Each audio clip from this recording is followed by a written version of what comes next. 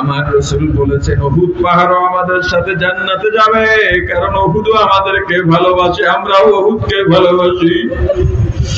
যেই জায়গা দেখার পর তোমার ঈমান তাজা হওয়ার কথা, নতুন ভাবে শপথ পড়ার কথা, যেখান থেকে তুমি রাসূলের পূর্ণ ভালোবাসা দিয়ে বাংলাদেশে ফেরার কথা, না না, তুমি কয়েক খন্ড ভিডিও নিয়ে সেখান থেকে ফিরছো, কোনো কিছু অর্জন করতে পারো নাই।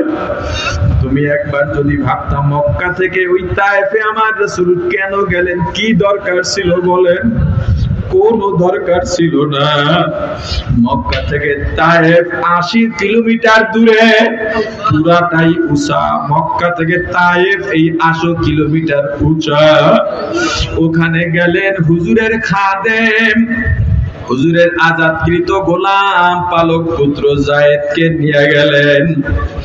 ওখানে যাওয়ার পর গোপনে গোপনে 7 দিন থেকে 10 দিন দাওয়াত দিলেন।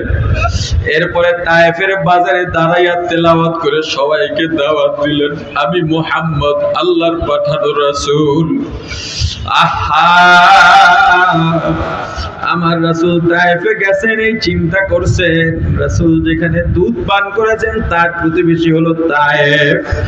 রাসূলের বিয়ের সম্ভবত বিয়ের সম্পর্ক আছে তায়েফে। এখানের মানুষ আমাকে ফালাইয়া দেবে না। আমার রাসূল যখনই দাওয়াত দিলেন, কাফেররা কেউ দাওয়াত গ্রহণ করে নাই, বরং সবাই বলল যাও যাও, তায়েফ থেকে বের হয়ে যাও, এখানে আর থাকতে পারবো না। আমার রাসূলকে বের করে দেওয়ার সময় কাফেরদের, দুষ্ট ছেলেদের কাফেররা বলে দিল একে পাথর মার।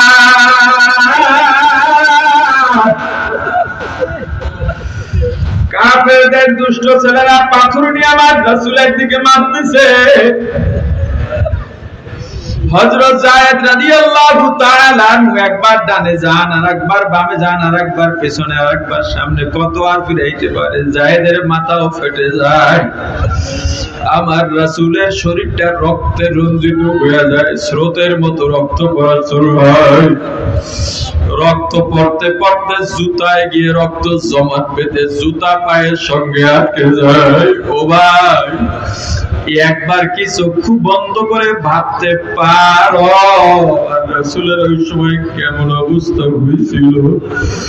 এত সুন্দর মানুষ পৃথিবীতে, এত সুন্দর আর কেউ নাই।